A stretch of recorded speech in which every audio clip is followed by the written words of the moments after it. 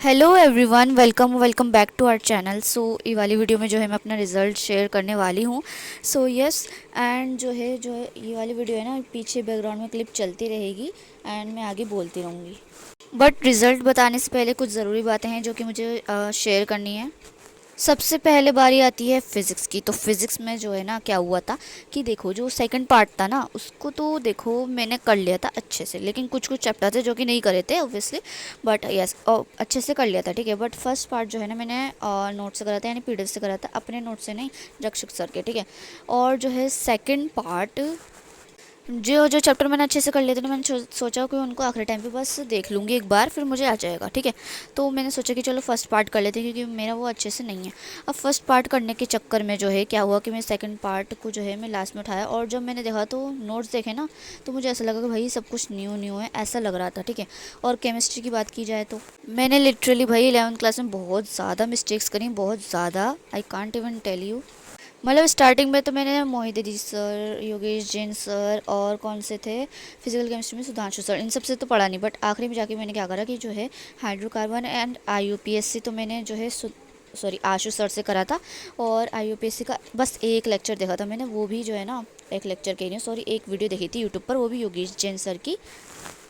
तो first term की बात की जाए तो फर्स्ट टर्म में जो है मैंने जो है, मतलब फर्स्ट टर्म का सिलेबस जो है मैंने इंपॉर्टेंट क्वेश्चन देख के हटा निकल, मतलब कर लिया था, ठीक है। और बात की जाए किसकी किसकी बात की जाए, हाँ, इक्विलिब्रियम थर्मोडायनेमिक्स की बात की जाए तो थर्मोडायनेमिक्स पहले मैं सुधांशु सर से करा था, बट जो है ना मैंने थोड़ा सा ही करके छोड़ दिया था। फिर मैं सोचा कि चलो नोट से पढ़ लूँगी, मतलब पीडीएफ से देख लूँगी। भाई मेरी पता नहीं क्या आदत है, पीडीएफ से दिमाग ख़राब, इसी की वजह से जो है ना मेरा सारा का सारा 11th वेस्ट हुआ है, मतलब लिटरली भाई। तो थर्मोडायनेमिक्स एंड इक्विलिब्रियम भी मैंने जो है इंपॉर्टेंट क्वेश्चन में करके निपटा दिया था। अब बात की जाए बायोलॉजी की, तो बायोलॉजी में जो है मैंने हाँ, मैंने सिलेबस तो पूरा कंप्लीट कर लिया था। बट जो है मैंने एक एक घंटे वाले लेक्चर लिए थे, जैसे कि आपको पता होगा। बट मैंने रिवीजन नहीं करा था, लेकिन जब एग्ज़ाम का टाइम था तब मैंने जो है हर चैप्टर करा था। लेकिन बस हाँ, मतलब कुछ कुछ चैप्टर मैंने छोड़े थे और कुछ कुछ टॉपिक्स भी छोड़े थे, ठीक है, जो कि मुझे लग रहा था ज़्यादा इंपॉर्टेंट नहीं है, तो मैंने वो छोड़ दिए थे, ठीक है। और जो है ना मैंने 2 साल की पीवाईक्यूज़ भी करे थे, उसको एनालाइज करे थे कि कौन कौन से रिपीट हो रहे हैं। एंड मेरा लक देखो भाई, कि इस साल जो जो रिपीट हो रहे थे ना, वो ही नहीं आए लिटरली भाई। देखो, माइटोसिस वाला क्वेश्चन 2 साल में रिपीट हुआ, white fibre and red fibre वाला क्वेश्चन 2 साल दोनों में रिपीट हुआ भाई। बायोमोलिक्यूल्स 3 साल, मतलब 2 साल में जो है 3 नंबर में आता था, अब जो है उसको 5 नंबर में पकड़ा दिया। और जो था वो cell cycle and division 5 number में आता था, उसको 3 नंबर में पकड़ा दिया। मतलब हो क्या रहा है, मतलब मैं अच्छे से करके गई बायोलॉजी, बस जो है कुछ कुछ टॉपिक्स और कुछ कुछ चैप्टर्स मैंने छोड़ दिए, और उन्हीं में से सवाल आ गया, ये क्या है भाई, क्या है ये। और इंग्लिश की बात की जाए तो इंग्लिश में मैंने जैसे कि बताया था कि मेरा लिटरेचर सेक्शन जो है ना, मैं अच्छे से कर कर नहीं आई थी। मतलब मेरा जो है टाइम मैनेजमेंट की वजह से सही नहीं हुआ था, ठीक है। और बाकी देखा जाए तो बाकी में मैं सही करके आई थी, ठीक है। मैंने जो है बाकी पूरा रिव्यू जो है अपने इंग्लिश वाली वीडियो में दे दिया था। बट यस, अब मुझे याद नहीं है अच्छे से, इसलिए मैं सही से नहीं दे पा रही। बट मुझे इतना तो याद है कि मेरे जो है लिटरेचर सेक्शन जो है, मतलब 6-6 मार्क्स वाले, वो सही नहीं गए थे, ठीक है। यहाँ तक तो मुझे याद है।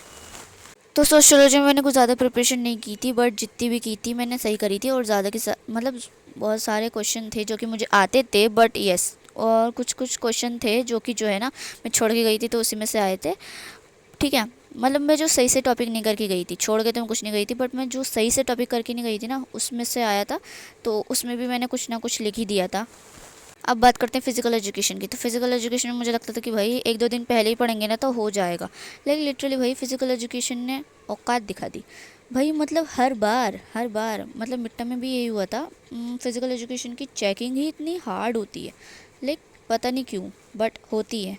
एंड मैम इतने कट कट के नंबर देती हैं, मतलब बच्चे के 70 आ रहे होंगे ना तो 50 आएंगे। मैं फिजिकल एजुकेशन को हल्के में ले रही थी, फिजिकल एजुकेशन ने मुझे हल्के में ले लिया।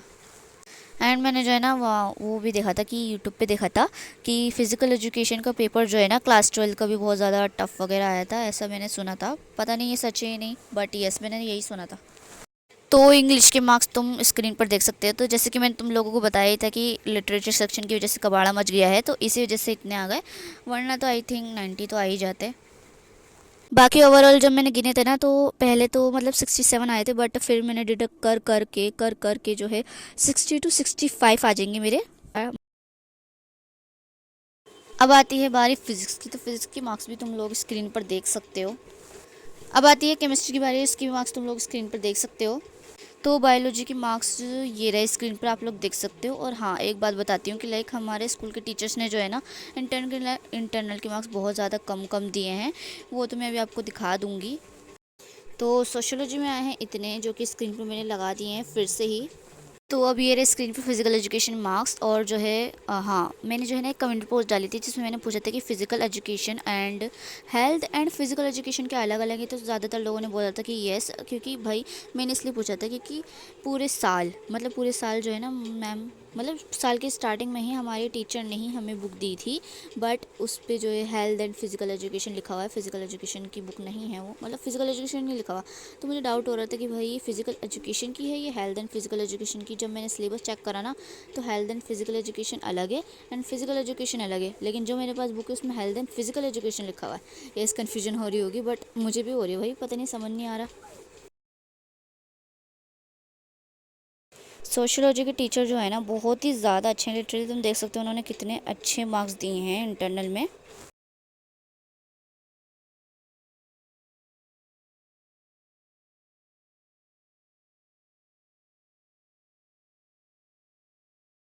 Let's start from the beginning. I was thrilled when I checked my results and saw that I had passed. But when I checked my percentage, I was on the verge of tears because it was so low. However, after some thought, I realized that my main aim this year was to pass class 7 somehow. My primary goal was to just pass, and I didn't care about the percentage. Nobody asks about the percentage in class 11 results, and it doesn't matter.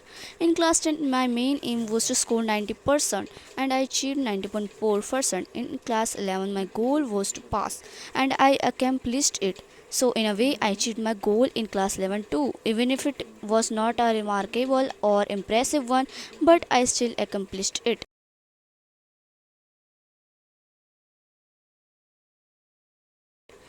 And that's a wrap. I have shared my result with complete honesty along with proof. That's it for this video. Bye bye.